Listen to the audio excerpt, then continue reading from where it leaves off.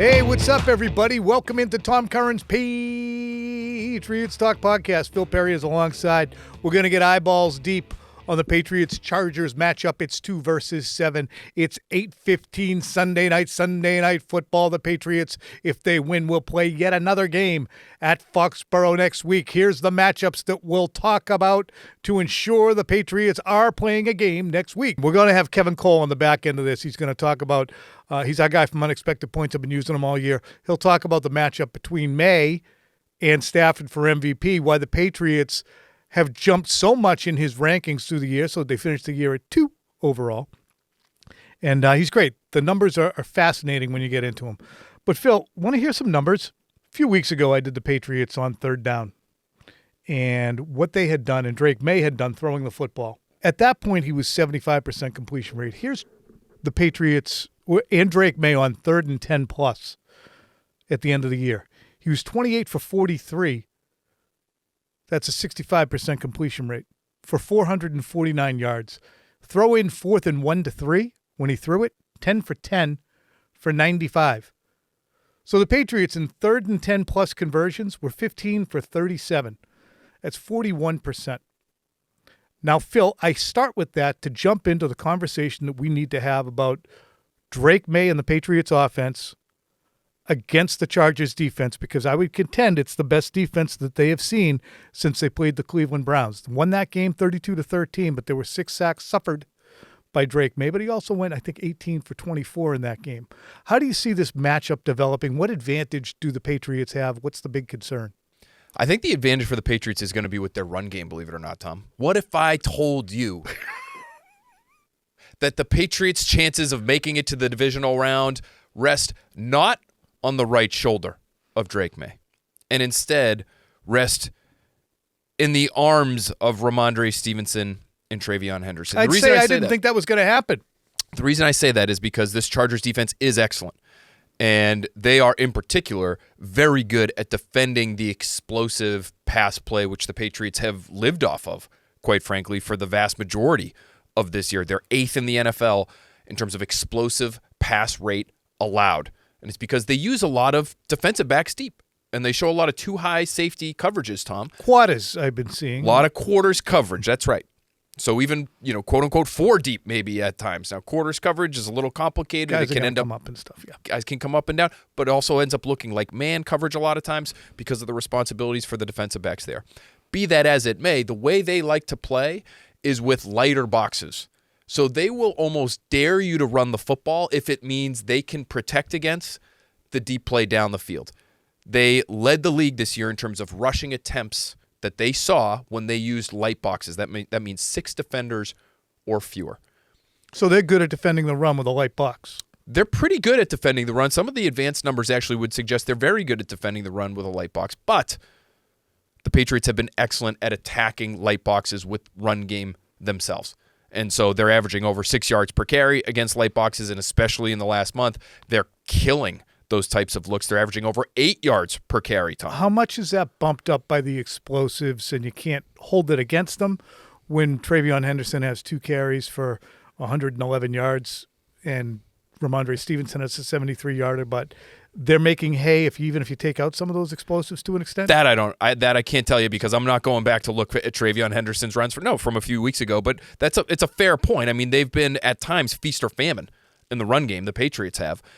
Still, I would try it this week because the pass defense is that good. And there's one thing in particular that I've really liked about this Patriots offense of late, Tom, that I think they might be able to leverage against the Chargers defense that can at times be vulnerable against the run by choice, is these jumbo sets they've been using. Have you noticed how much freaking Thayer Munford has been on the field lately? Mm-hmm. Or Ben Brown, when it's him. They could use Vidarian Lowe if they really wanted to in that sort of role. Maybe it's Jared Wilson this week. Who knows? 47 plays in the last 4 weeks with a 6th offensive lineman on the field. And the Patriots have been dominant when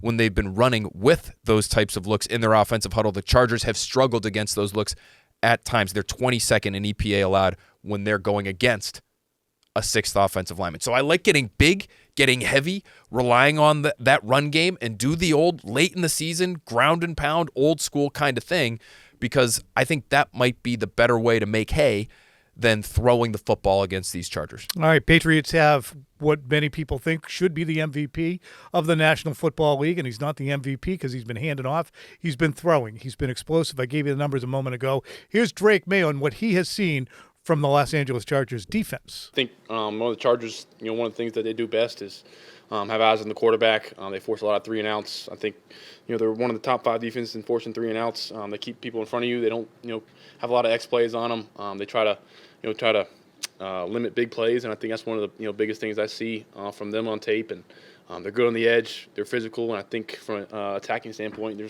there's any coverage, there's always voids. So I think we've seen about all of them you can see this year, and we've had success and have had some plays that we wish we had back against them. So if you listen, one of the things that May says, which is a glimpse into what their conversations must be, is I think from an attacking standpoint, if there's any coverage, there's always void. So I think we've seen about all of them you can see this year, and we've had success and had some plays that we wish we had back against them. Josh McDaniels, it's not going to be easy, but I do think it's a significant advantage. He's coached it, I believe I did the numbers earlier today, 29 playoff games. This will be Jesse Minter's second. Josh McDaniels has a litany of experience against all kinds of zones. And the Patriots do well against zone. Evan Lazard did a nice job for Patriots.com, mentioning that May leads all qualified quarterbacks in EPA against zone coverage, has a league best 110.2 passer rating against zone. Patriots also produced 20-yard pass plays on 13.6% of his dropbacks. So you got a zone-based defense and a zone chowing quarterback. Right. But that defense does not want to allow explosives. So this could be, 25 for 31 for 211 yards. It could be if Drake Maye is willing, and he has been. I give him a lot of credit. He has been willing. If he's willing to be that check down Charlie that he's told us he doesn't really want to be in his heart of hearts, right? But he has been patient enough to be able to take those shorter throws when they're there. It's part of the reason why he's had as much success as he's had against zone. But it's hard, Tom, against these teams that like to use 2 high safety coverages. Remember back to that second matchup against the Bills when the Patriots were shut out in the second half. A lot of 2 high safety looks. Now, the Bills played man coverage underneath that, but the idea is if we can take away what this kid does so well, which is push the football down the field, and we can do that by dropping 2 safeties deep, then we're going to have a chance against his receivers underneath because they're not the best in the league at separating in tight spaces. I found a really interesting number from Sumer Sports where Drake Maye against single high safety looks, right? So not probably what he's going to see a ton of against the Chargers, but against single high safety looks, he's unbelievable throwing the ball deep down the field. On passes that travel 20 yards or more down the field, he's completing 2/3 of those, which is astronomical against single high. Against 2 high, that number, 66.7%, falls all the way to 36.8%. So the deep ball thing just might not be there from him. And I love the quote that he had also from that same press conference where he says, be patient. Don't get bored being efficient. It feels like he's reciting what he's probably hearing from his coaching staff this week because they know this is going to be a short throwing kind of game. Yeah, just hit the fairway. Just hit the fairway. You got to hit iron? Go ahead. Hit iron. Don't be proud. Don't let your ego get in the way. Meanwhile, Steph Diggs, it seems like to me he would be a prime candidate for having a big game and a number of targets against zone. Yeah, he's been so good at finding the soft spots in the zone. And when you look at what the Chargers do, because they are focused on taking away the deep stuff, the stuff that's a little shorter is somewhere where the Chargers are a little softer, if that makes sense. So they rank 18th in EPA per play when passes are targeted between 0 and 9 yards down the field. So that area where Stephon Diggs typically, now we've seen him catch passes deeper down the field than that, but typically those shorter throws, that's what the Chargers are going to allow you. Philosophically speaking, what Jesse Minter wants to do, whether it's allowing you to run or allowing you to throw short, he's basically saying, go ahead, drive the field in 11, 12, 15 plays, and just try not to screw it up. Because odds are, if you have to make a 14-play drive down the field, you'll have a sack, you'll have a pass tipped at the line, you'll have a penalty, something will happen to screw up your drive, and you'll be giving the football back to us. And you know what? When you get down in the red zone against me, and I'm Jesse Minter, we got a defense right now that is fourth in the National Football League in red zone defense. 46.94% of the time they're allowing touchdowns. And we're the best in the league if you have 1st and 10. We only allow a touchdown 57% of the time, which is pretty good. Goal to go. You're going to take 3. 4-point plays galore against the Chargers. Flip it. Greg Roman, long-time, experienced offensive coordinator, kind of a run game guru, is the guy in charge of the Chargers offense. He's going to be going against the tandem of Mike Vrabel, Zach Kerr. And I should say Zach Kerr to an extent. Should I just say Zach Kerr? Terrell Williams was the OC, and Zach Kerr's stepped in as the play caller and kind of de facto. What do you think the division of power there has been? Mostly Zach Kerr being the DC, or is Vrabel right over his shoulder, or is it the other way around? Good question. Good question, Tom. I think he gives Zach Kerr a lot of latitude. Mm-hmm. It's Mike Vrabel's defense. It's that scheme. It's coming from Tennessee, and Kerr has experience with it. But I think he probably has his fair share of freedom and autonomy to be able to shape the thing how he wants play to play, game to game. All right.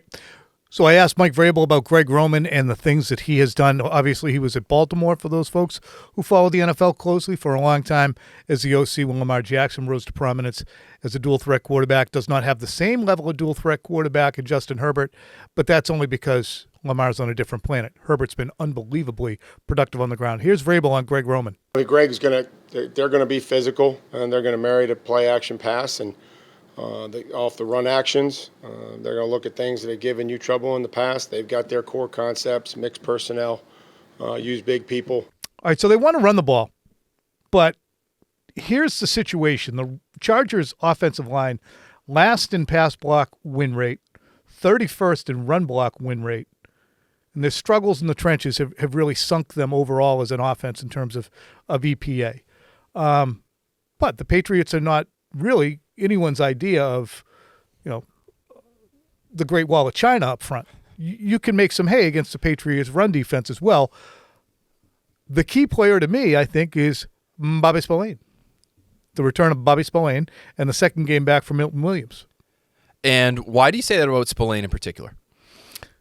His ability to diagnose, his ability to be fast into the gaps, his just ability as a tackler overall. And I would actually grow it and say it's not just Spillane, but the way that Christian Ellis has played and the way that Tavai has played and the way that Gibbons has played has been encouraging too. I just think they cover a lot of ground and they're sure tacklers, generally speaking. Phil. I agree with you there, and I do think getting Spillane back could go a long way in helping what has been a run defense that has struggled. Now, I give Greg Roman a lot of credit, actually, because one area that I think could potentially give the Patriots some problems is with their ability to run the football outside. Now, that sounds crazy because their tackles are like second, third, fourth straight. Like at times this year, it's just been a mess at that position ever since they lost Joe Alt and Rashawn Slater. However, they're averaging almost 6 yards per carry when they run outside the tackles. They're second in the NFL as far as that goes. And when you look at EPA per rush, they're actually first in the NFL when they run outside. And they'll do all sorts of stuff, Tom. They do the crack toss play that Josh McDaniels likes a lot. They'll pull their center and their guard together.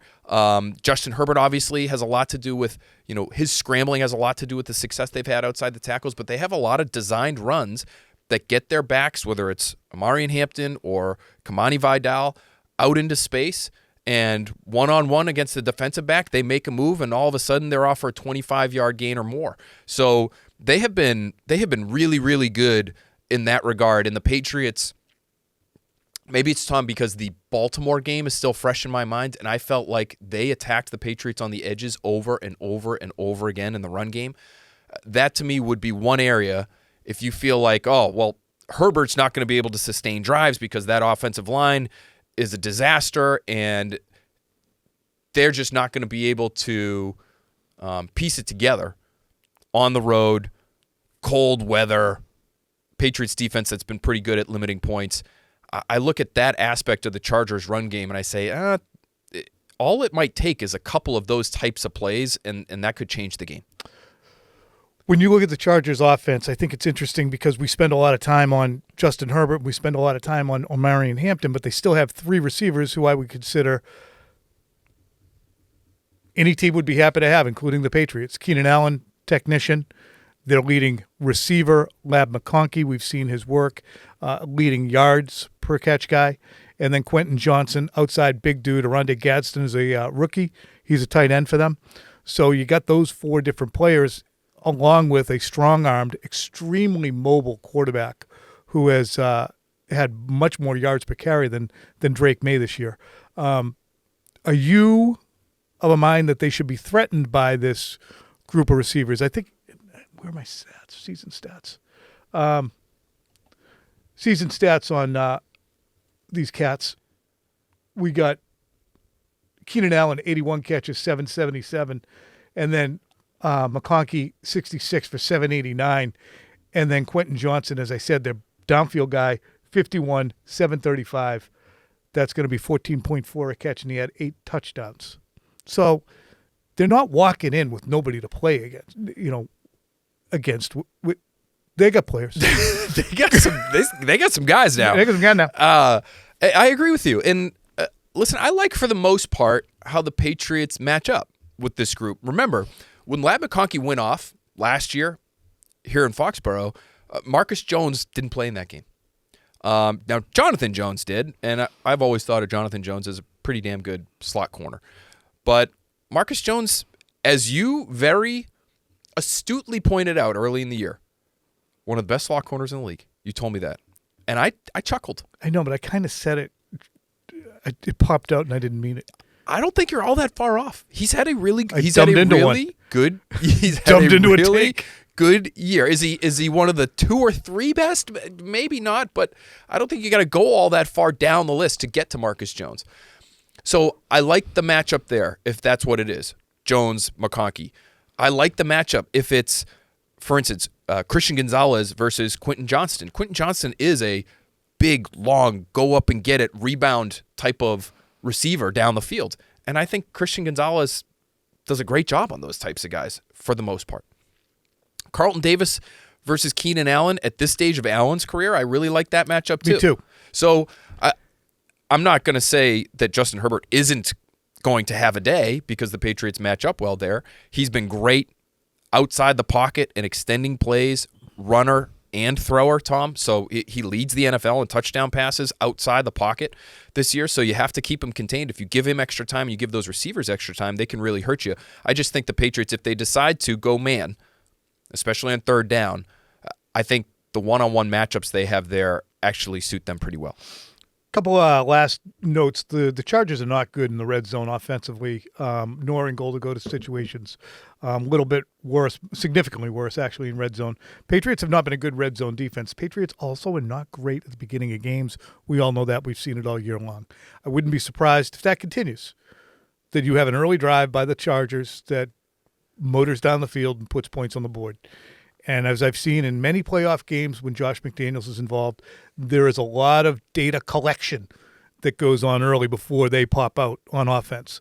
All that said, going back to the offense, I think 2 key players and 2 key areas actually are edge defenders and the ability to exert pass rush, and then the safeties. Jalen Hawkins, Craig Woodson, Del Pettis, whoever else gets trotted out back there. It's going to be really important that they have eyes on Herbert, that they give help over the top on Quentin Johnston, that they are in run support against Marion Hampton. I think you're 100% spot on, especially with the safeties, because Herbert is the kind of guy who has such a strong arm that it might catch you off guard. And that's a weird thing to say, but especially if he starts extending plays, he just has an ability to throw it farther than you're used to. Well, let's put it that way. They've all watched the tape. They've seen him play. Interjecting. I remember Devin McCourty saying that a long time ago, that game that the first time I believe they played against the Chiefs. And you guys will remember this was a night game.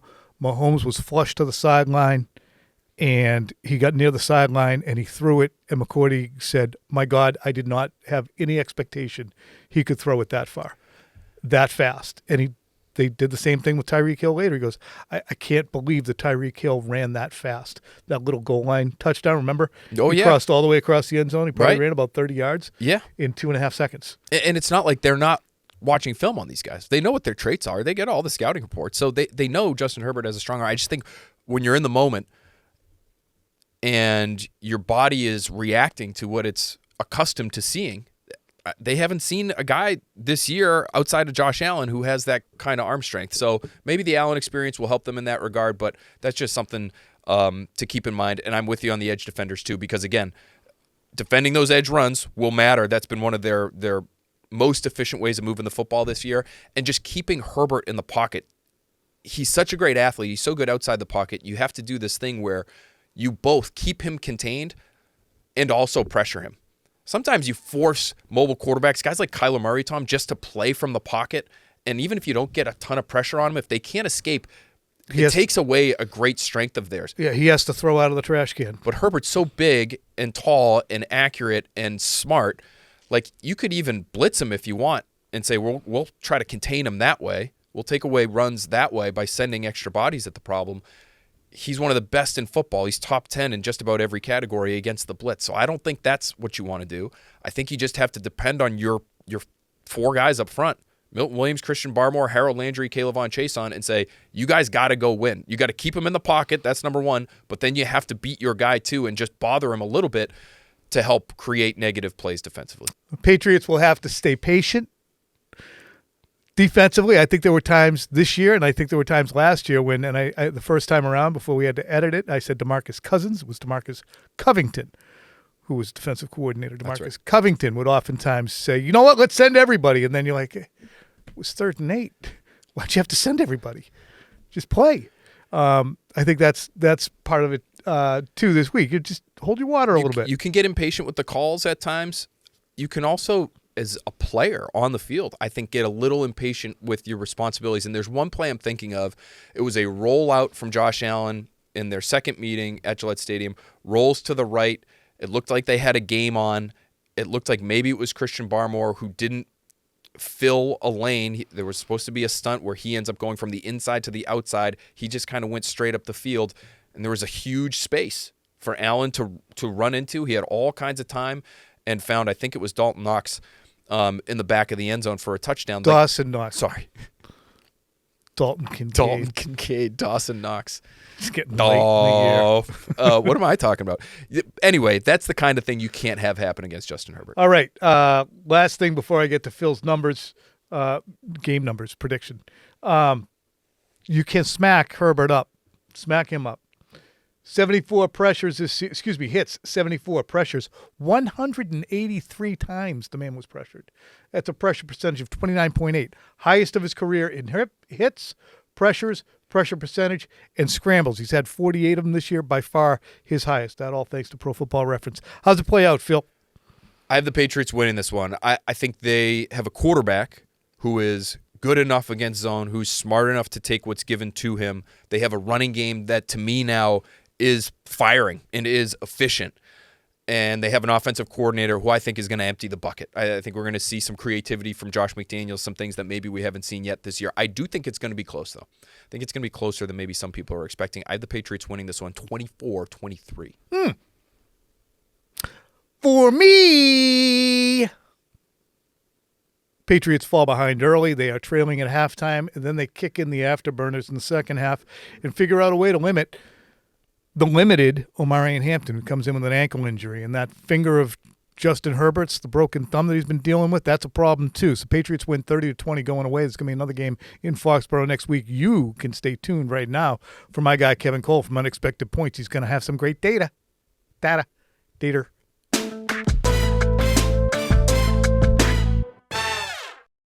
All right, ladies and gentlemen, I couldn't be more excited. I have spent the entire season since finding his website, lauding the work of Kevin Cole. And the reason I did is it's so in-depth and it takes in so many different qualifiers isn't the right word, but you know what I mean. Factors. So, no further ado, the proprietor of unexpectedpoints.com, Kevin Cole, joins us now. Kevin, you've been great all year. Thanks so much for all your help, both in individual quarterback stuff and also on teams and weighing all factors. So how'd you end up in the seat across from me being lauded for your abilities? Well, I mean, maybe some luck, I guess, some fortuitous luck on on my part. But prior to that, I was doing finance work for quite a long time, doing on the quantitative side, bond and stock analysis. I got into doing analytical football work, primarily through fantasy football initially, and then more and more into the, quote unquote, real football space, analyzing not only team strength, but as you mentioned, quarterbacks being the biggest driver probably of team performance. So focusing a lot on that, but also getting into the values of other players and draft analysis and all that sort of stuff. Was able to get a job at PFF and then rolled out to do my own newsletter now at Unexpected Points. And folks just who are listening on the podcast, to roll through some of the quarterback-only factors that Kevin weighs. And we don't want to get this too technical, but in rating a quarterback, he's going to incorporate yards after catch, interceptions, drops, fumbles, sacks, defensive pass interference, strength of schedule, weather, and he's going to adjust it totally. And when he includes drops, he's going to include, for instance, if a guy makes a catch that somebody else wasn't expected to make, he's going to give a little docking, am I correct, to the quarterback. Some guy makes a ridiculous catch, you're like, that's not normal. Yeah. There's an expected catch rate based upon where the location on the field is. I mean, for instance, a short pass over the middle of the field are actually dropped most often. So there's kind of an expected catch rate. And then there's also within the charting data, it'll say whether it's contested or not. So if guys are helping you out making contested catches, that's also something that can then be a little bit of a negative for the quarterback if they're outperforming in that regard. It's funny, too, because in that, and I'm not sure where I'd find it, but Drake Maye threw some of the most contested catches this season because his wide receivers don't get massive amounts of separation. The contested catches we saw for touchdowns to Kayshon Boutte. I'm going a little far afield. Let's bring it back in here and go through some of the questions that are pertinent right now as the Patriots enter the playoffs. Drake Maye finished in your overall rankings, total expected points, and then added adjustments. Finished number one overall by a lot. What separated him the most, Kevin? Yeah. So the stat that we're talking about here, I mean, again, we don't want to go into details here, but it's really talking about the points that were added on particular plays. So it looks at a lot of contextual factors that are going on in those plays. So when you see something on, different MVP comparisons or something like that, where they're talking about yards, they're talking about touchdowns, they're talking about interceptions, when those yards are accumulated, when those touchdowns happen, from what positions on the field, all those things really, really matter. So for Maye, one thing that's missing probably in the analysis, if we're just looking at those headline box score stats, is the fact that he was extremely good on third downs, also on fourth down, but extremely good in third down conversions. And those make huge differences. I mean, that's make or break a drive, continue on to get points or not get points. Those are what, we like to call high leverage plays. So whether or not you convert those plays, you're either gaining or losing a lot of expected points. So he was the second best quarterback in the NFL, slightly behind Jordan Love on those plays, but at a much higher volume. The Patriots were in third down situations quite often. They were in third and long more often than a lot of other teams, but yet still had a higher conversion rate than most other quarterbacks. So he was the best in those situations. So that's what makes a big difference. Let me put a finer point on this for folks. I talked about this earlier in the season because I kept looking up and saying, my God, every time it's 3rd and 11, he converts. Drake Maye on 3rd and 10 plus this season went 28 for 43. That's a completion percentage of 65%. They converted first downs 15 times, which is fairly insane. He threw for 449. He didn't have any touchdowns on 3rd and 10 plus. He had 2 picks. But that's insane production on 3rd and 10 plus when the most likely outcome is that you're going to punt. And he's converting at around 40% on those.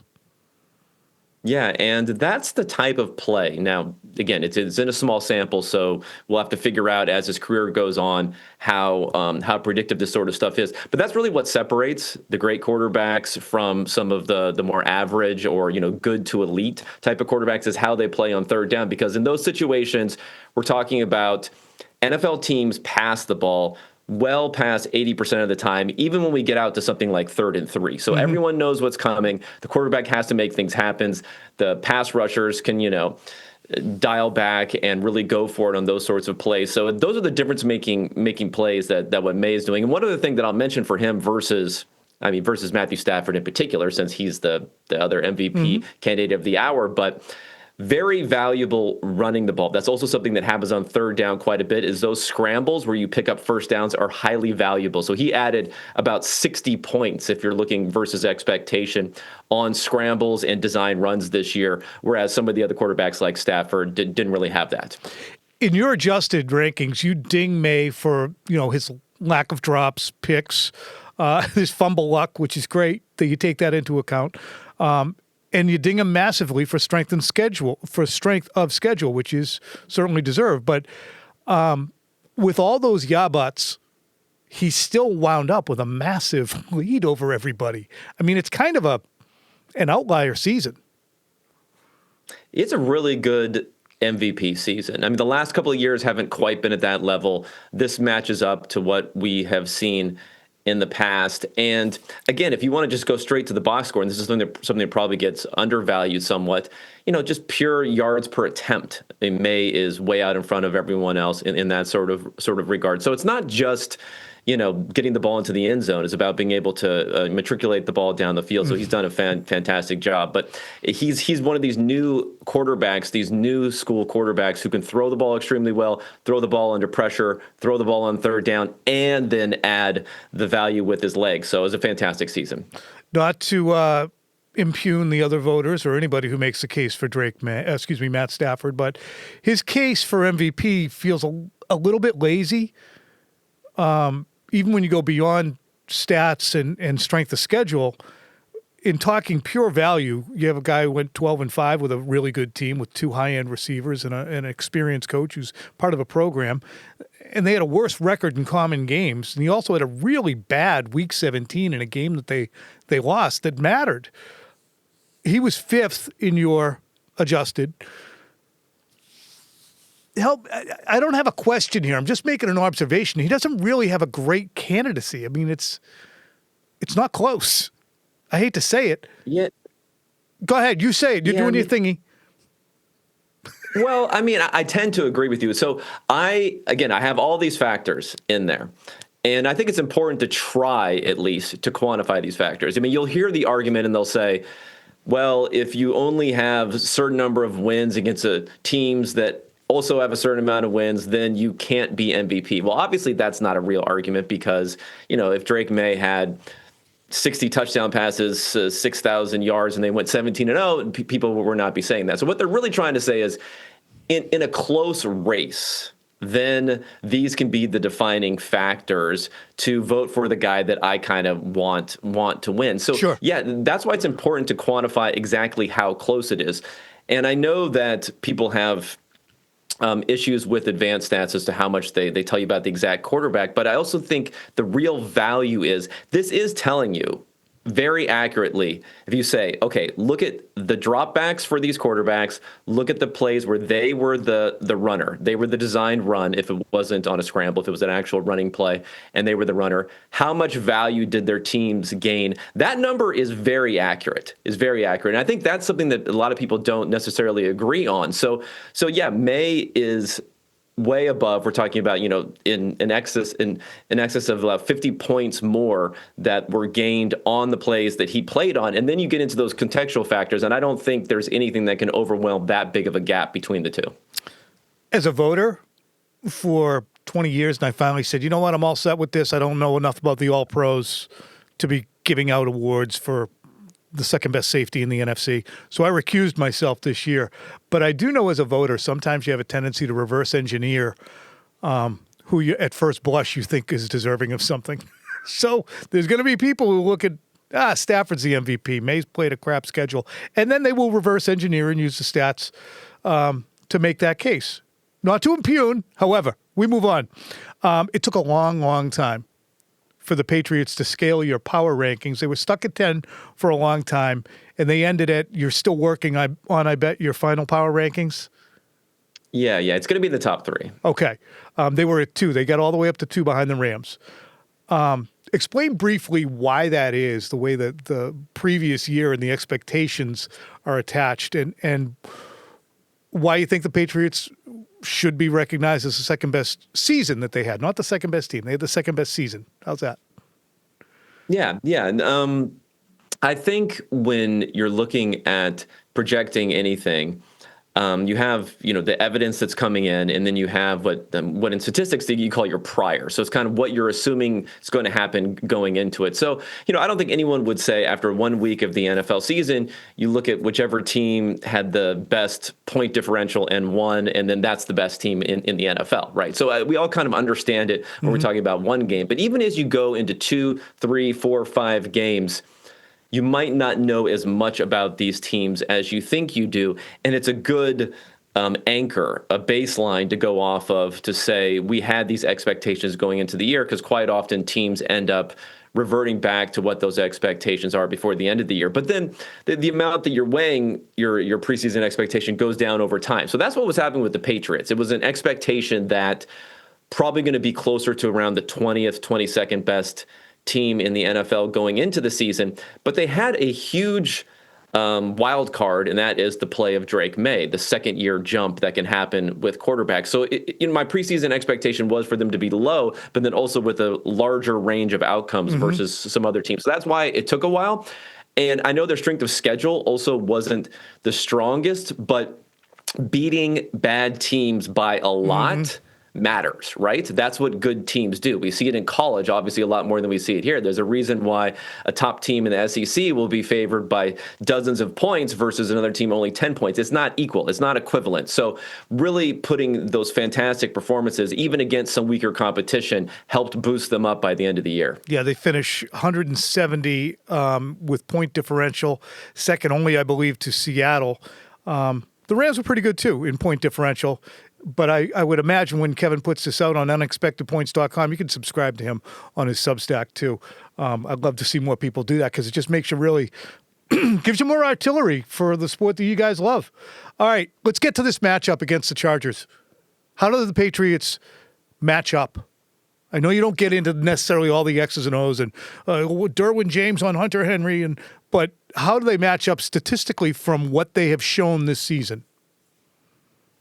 Well, I mean, I think it's a good matchup for the Patriots. I have been lower, at least on the Chargers, for most of the season than where they have been via betting markets, and of course where they've been versus their record. Their offense hasn't been quite as good as you would think. Their defense has been a little bit weaker too. And again, I give a lot of credit to the Patriots offense for beating bad competition. So I guess going into this game where betting markets are on it as being a favorite by 3.5 points, I would probably have it even a little bit further than that, at least according to my numbers. And it's mostly based upon, I give more credit to the offensive strength for what the Patriots have been able to do and the sustainability of what I believe that is. And that's a lot about the quarterback play of Drake Maye this year.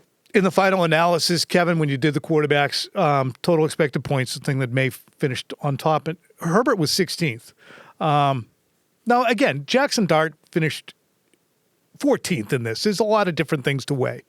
But Herbert's a great player, or a very talented player. Let's go with that. Has he not had a good year? What's holding him back from being higher up, I guess, in some of these rankings relative to his talent? Well, I mean, it's some of the things that are just a little bit harder to quantify. I guess he hasn't. It's not, I'm not going in there and necessarily getting it like how open the receivers are getting versus what you would expect. I'm not necessarily plugging into as much. I mean, I try to do some stuff with offensive line blocking, but some of it is a little bit hard to execute. Coaching comes into it to some degree, so that's probably something else there. But I think we've seen a multi-year trend now with Herbert, where he had a fantastic rookie season. He was pretty good in his second year. But since then, it's not just this one season. It's been several seasons now that he's been more in the good, not elite type of category, even though the way he looks and the way he throws the ball really fits into that elite category. So, over time, I think there's a tendency to perhaps overrate what he can do because he can make those plays that a lot of other quarterbacks can't. It's just about being able to do that consistently, and he hasn't quite been there. It's that you've seen him do it, whereas Drake Maye this year, you presume that at some point he's going to be an outstanding quarterback. You didn't know it was going to be this year, but until you saw it, he had to be the 22nd best quarterback in the league. All right, Kevin, do you see any major upsets coming based on your models? I see a lot of wild card teams rolling over some divisional winners, just in my knee jerk. Yeah, I mean, I think I agree a little bit with the betting markets, probably even a little bit further, where some people might not even realize that the Packers are favored against the Bears on the road here. So that's definitely a matchup that I'm looking at. The Packers have been a weird team during the year because I'd say with a very strong opening few weeks with the acquisition of Micah Parsons, who, of course, is now not there anymore, but it was probably a little bit over-credited him being there, and maybe people were a little too down on him with him being gone near the end of the season. And with the fact that the way that Jordan Love has put up pretty good numbers this year, people don't seem to really believe in him as much, maybe because Malik Willis always comes in and looks like a Pro Bowler whenever he's out. So I'm a little bit down on the Bears, primarily because their passing offense has not been that good. Caleb Williams has been a lot better this year than he was as a rookie, but he's not really hitting those sorts of high levels that we've seen. And again, I'm even a little bit further towards them than the market, but I'm not way off here saying that that's going to be an upset because I think the betting markets are actually favoring the Packers a bit at Chicago. I have the Niners going to Philly and winning because I just can't watch any more Jalen Hurts. I mean, I like that. Now, the markets have been higher on the Eagles than I have been pretty much the entire season, but this is almost a multi-year trend for me. So I don't like to talk about it too much because, I got it handed to me at the end of last season when the Eagles went on that run and, of course, had the crushing Super Bowl win. So I don't necessarily want to say it, but the 49ers, at least prior to that last week of the season where the offense was sputtering, looked like one of the best teams in the NFL, and they were, a top-notch team in the NFC for prior years. They don't quite have the defensive support that they've had in the past, but I do agree that as good as anyone with a great offensive performance, and I think Purdy is a better quarterback than some people give him credit for. I think that's also going to be a very close matchup. Last observation on the weekend. I think the Jaguars take care of business against Buffalo. And I also, I'll throw you one caveat. Denver's not going to make it to the Super Bowl. Hit him. Okay. Reaction. I'll give you Denver. I mean, they're probably the best chance of making it to the Super Bowl, but that's because they have a bye and they get to play at home and you get to, and so on and so forth. What's interesting about the Bills this year, and it's a little bit hard to figure out because you can look at betting markets and try to figure out what they're saying about team strength. It's a little bit harder right now because we don't have all the different teams playing and being able to figure that out. But if you look at versus the Bills versus the Patriots, the Patriots have a better chance of making the Super Bowl, but they have about equal chances of winning the Super Bowl. So that means the markets right now see the Bills as being a slightly better team. The Bills are also a little bit above the Jaguars in that regard. So, I would like to believe in the up and coming Jaguars, but it's going to be more believe it when I see it for them versus Josh Allen is Josh Allen, and when you turn him loose, especially in a playoff game where he can run the ball and throw the ball, I'm going to lean in that direction. Yeah, sorry. Wisdom of the masses. I mean, that's what I've said too. I mean, it's a team that certainly has flaws, but I just always come back to they have Superman. Nobody else does, including the Patriots. They have their Superman. You're down there in Maryland. Are you rattled by the firing of John Harbaugh?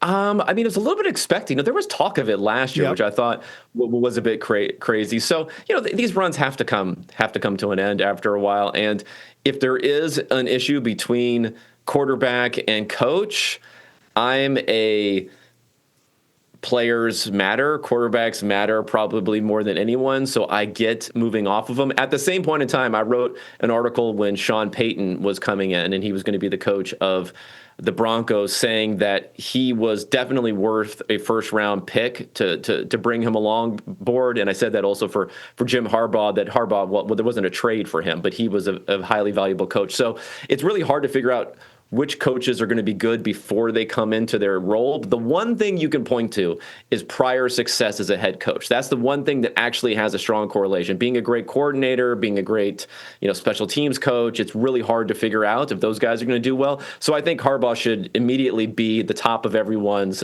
pecking order. And we've seen many great coaches go through this, whether it's Parcells or others, go to different locations and have a lot of success. So I'm happy for whoever's going to end up getting him. And it seems like a year where he has some interesting locations that he could go to. He does. Hey, want to hear a wild stat? Dome teams in the last decade are 1-14 on the road in the playoffs. 1-14 in the lone time in a weather game. I should say in a weather game. This is from a coworker who unearthed this, and we talked about it. 1-14, and the lone winner was the Rams at Seattle in 39-degree weather. They just don't win. They just don't win. There's 4 dome teams. I'm trying to think. Obviously we had. I guess the Falcons made a little bit of a run there, and then we know what happened there. But they don't win. The only one you can come up with is that is interesting. I'm wondering how much of that is just we've had these dominant teams like the Patriots and the Chiefs that have not been dome teams. But you're right. That is a very interesting stat. I could see. There's like an adjustment period that has to go on for everyone. So maybe that adjustment is that much more severe once we get into the weather. Look at all the dome teams who've actually won Super Bowls. One of them being the 2006 Colts, who won one of the lone weather games when they won at Baltimore with 5 field goals. But I'm way too far afield here. I'm going to let you go. Kevin Cole, unexpectedpoints.com. How do people sign up for you and find you? Yeah. Well, again, unexpectedpoints.com, on Substack. You can follow me on Twitter at Kevin Cole, __ at the end. I got to figure out some way to have a better Twitter handle there, or pay off Elon so I can get the actual Kevin Cole handle. So you can find me there. I'm posting, most of the material that I put out there along with other stats during the week. And, sign up for free. I try to put out a couple of things a week that have access for anyone for free. And if you want more, go ahead and sign up. I'll have a lot of stuff this offseason too. I might refresh some of the all-time quarterback rankings that I put out every couple of years. I love it. Hey, thanks for all your work. Thanks for joining us today. Enjoy this weekend. All right, you too. Thanks for having me.